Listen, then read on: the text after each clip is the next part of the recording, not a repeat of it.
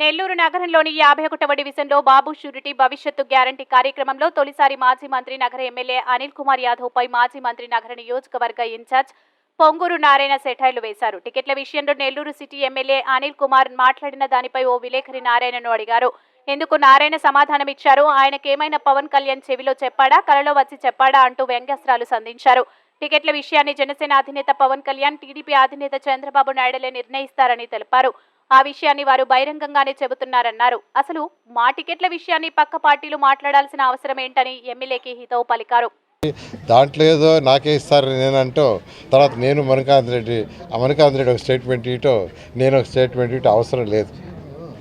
ఎవరికి party, Telugu Desam party, Janasena అధినాయకులు వాళ్ళిద్దరూ కలిసి డిసైడ్ చేస్తారు. దాని ప్రకారం ముందుకు పోవడం జరుగుతుంది. Thank you.